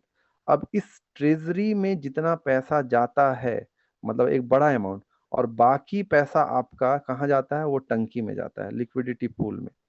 इस ट्रेजरी में पैसे जाने के बाद एक मैथमेटिकल फॉर्मूला के आधार पे आरवीएफ कैलकुलेट होती है। इस आरवीएफ के आधार पे, आरवीएफ मतलब सॉरी आरएफबी, ये हमारे पास रिस्क फ्री वैल्यू, इसके आधार पे टोकन जो हैं वो मिंट होके बाहर आते हैं। और मिंट होके बाहर आते हैं, लिक्विडिटी पूल, मतलब जो आपको मिले बाहर आए, मतलब आपने जब परचेस किया उसको आप स्टेक में लगाते हैं। स्टेक में लगाने के बाद वो हमारे पास क्या कहते हैं, बढ़ता है। और जब आप उसको अनस्टेक करते हैं तो 1:1 में अनस्टेक होता है और बाय सेल का मैकेनिज्म शुरू होता है। अब इसको थोड़ा सा डीप में समझते हैं। उदाहरण के लिए, क्योंकि यहाँ से एक लोगों का प्रश्न आता है मार्केट से, कितना ज्यादा पैसा कहाँ से देती है, इस प्रश्न का उत्तर ले लेता हूँ। लेकिन इस प्रश्न के उत्तर लेने से पहले जो टूल है किसी भी चीज को समझने का, मैं वो बता देता हूँ। जो मैं बता रहा था कि अगर ओरिजिन को समझना है या किसी भी क्रिप्टो को समझना है तो पहले बिटकॉइन समझे, फिर बिटकॉइन के बाद इथीरियम समझे, इथीरियम के बाद आप ओरिजिन समझे। और जैसे कि बिटकॉइन इथीरियम को समझने के लिए आप बिटकॉइन के व्हाइट पेपर का उपयोग कर सकते हैं जो मोस्ट ट्रस्टेड है।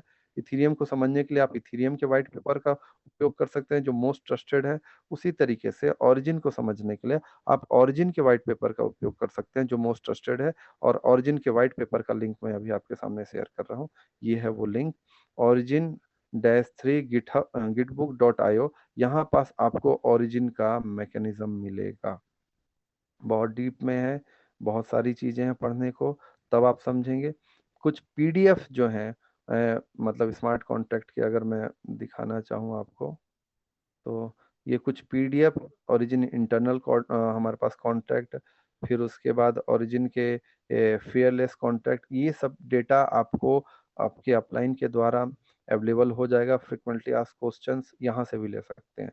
तो वाइट पेपर का लिंक यहाँ से लें, यहाँ से आप स्टडी करें। आप स्टडी करने के लिए एआई के टूल का भी उपयोग कर सकते हैं, लेकिन हमेशा एआई आपको सही तरीके से जानकारी नहीं देगा, क्योंकि आपको प्रश्न सही पूछना पड़ेगा, तब आपको सही उत्तर देगा। तो ये लिंक है। दूसरा जो आपके पास मैकेनिज्म है, वो आप ओरिजिन की पुरानी वेबसाइट, ये उनकी ओरिजिन डॉट आईओ है, यहाँ से भी आप डेटा निकाल सकते हैं। बहुत सारी चीज़ों को आप पढ़ सकते हैं, तो आपको डिटेल में पता चलेगा। तीसरा जो मज़ेदार लिंक है वो आपको कहाँ से मिलेगा? वो स्वयं आपके, जब आप ओरिजिन के वॉलेट को कनेक्ट करते हैं, आप यहाँ पे इस लोगो पे क्लिक करें, ओरिजिन का जो नया हमारे पास अपडेटेड वेबसाइट है वो आपके सामने ओपन हो जाएगा। यहाँ से भी आप मोटा मोटा चीज़ों को देख सकते हैं। और मैं सभी से अनुरोध करूंगा वो इस वीडियो को जरूर देखें, ओरिजिन प्रोडक्ट इंट्रोडक्शन वीडियो, ये गजब की चीज़ है। यहाँ से आपको बहुत सारे इंफॉर्मेशन मिलेंगे। इसके बाद, अब ये तो मैंने कुछ चीजें बता दी, और थर्ड पार्टी टूल का बात करूं तो आप aave.ai पे ओरिजिन लिखें, और ओरिजिन लिखने के बाद आप ऑडिट वाले सेक्शन पे जाएं। एक मिनट छोटा करते हैं। ये ऑडिट वाले जब आप सेक्शन पे जाएंगे तो कई सारे स्मार्ट कॉन्ट्रैक्ट यहाँ पास दिखेंगे। कितने स्मार्ट कॉन्ट्रैक्ट पे कितने एलजीएनएस स्टोर्ड हैं, इन प्रश्नों को बाद में लेंगे, कैसे क्या है। अभी सेशन समझें। क्वेश्चन आंसर हम कभी और कर लेंगे। आपको लिक्विडिटी पूल के भी मिलेंगे ये सब चीजें, तो यहाँ के थ्रू भी आप रिसर्च की ओर जा सकते हैं। तीसरा और जो सबसे इसके बाद का जो नेक्स्ट सबसे अच्छा इंपॉर्टेंट चीज हो सकता है, वो होता है सर्टिक। सर्टिक पे आप पता करें कि ओरिजिन का क्या कहते हैं, आपका स्कोर किस तरीके से है। मैं वो भी टूल दिखा देता हूँ, या तो फिर आप यहाँ पर सीधे लिख दिया करें सर्टिक स्काईनेट, और सर्टिक पे जाएं। सर्टिक क्या है? ये एक एक संस्था है जो किसी भी स्मार्ट कॉन्ट्रैक्ट को क्या करती है आपका ऑडिट करती है, उसको रेट करती है और बहुत डिटेल में करती है। यहाँ पे ओरिजिन लिख सकते हैं,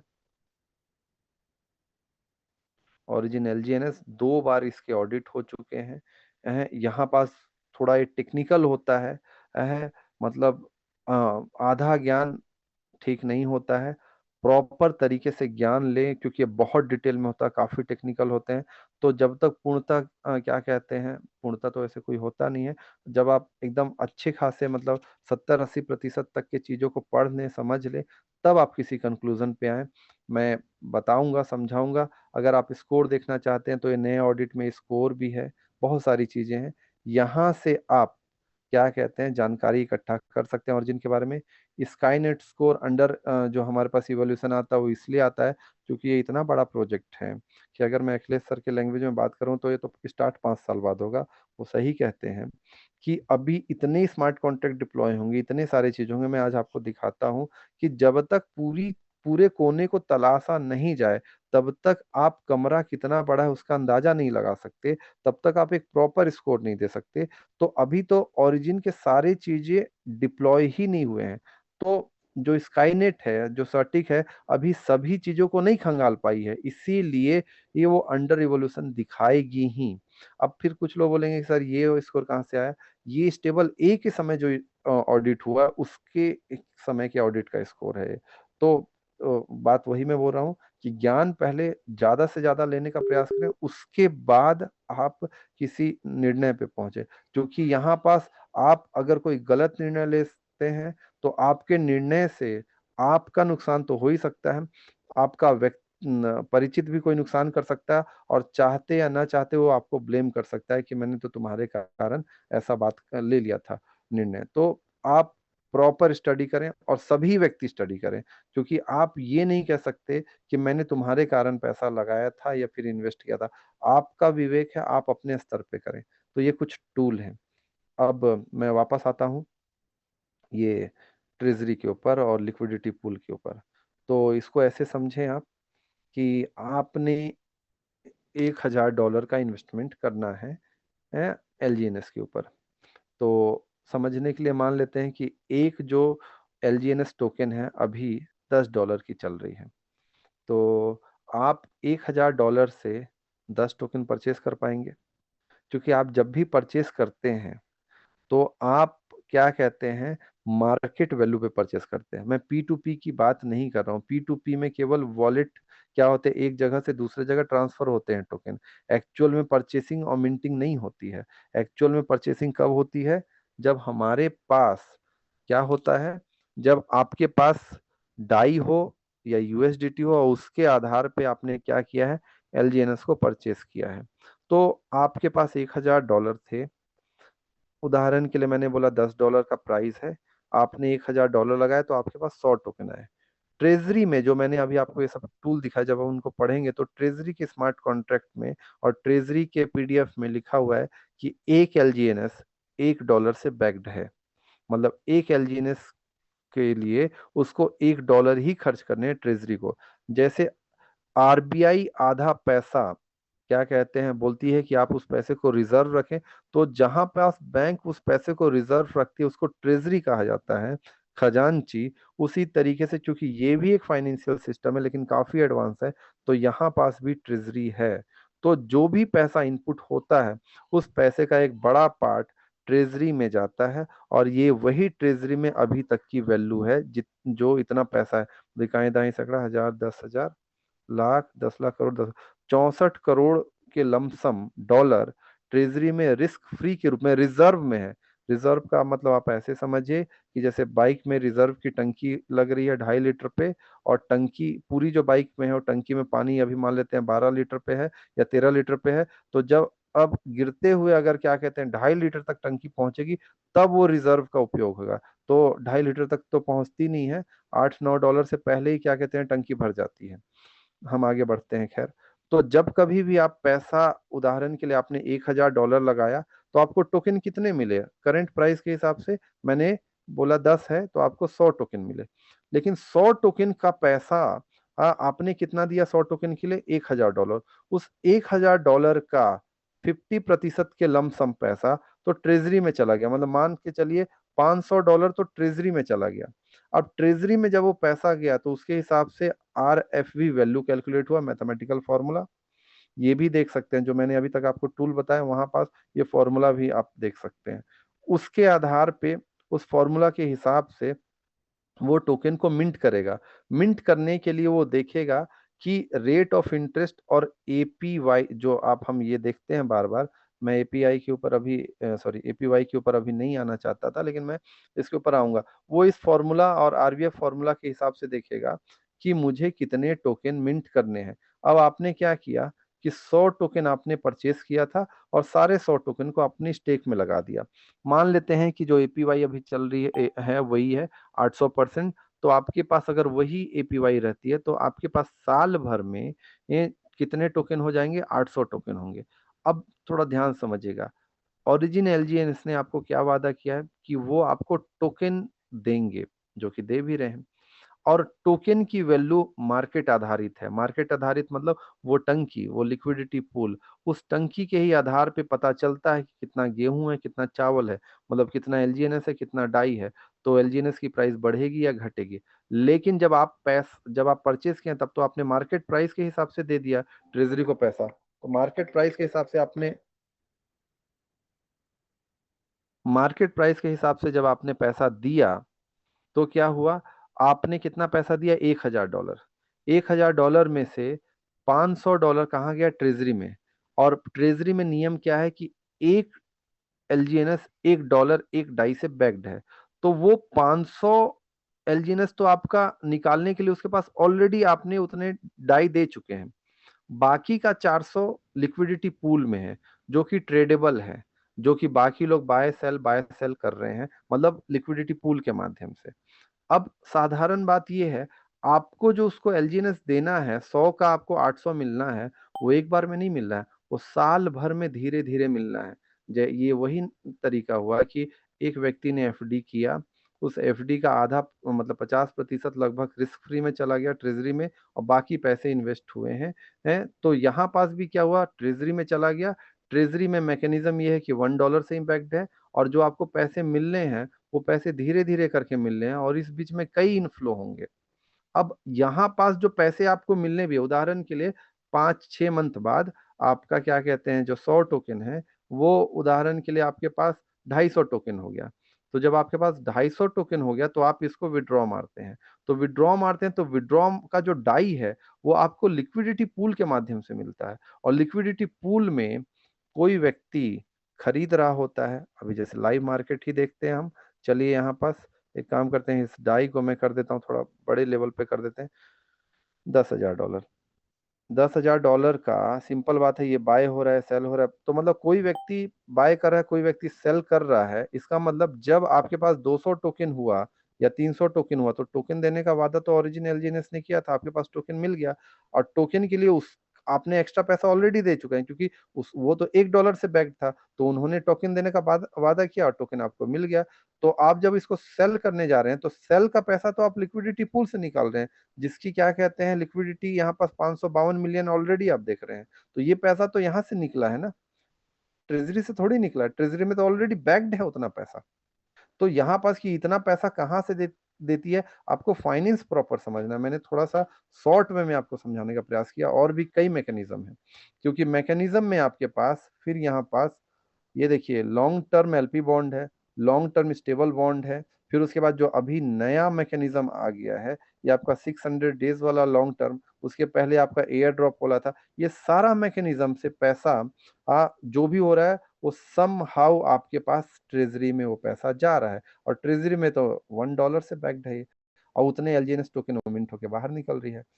अब बाकी का जो मार्केट प्राइस के हिसाब से आपको पैसे मिल जा रहे हैं, क्योंकि आप आज सेल कर रहे हैं, इसका मतलब आपने कभी खरीदा था।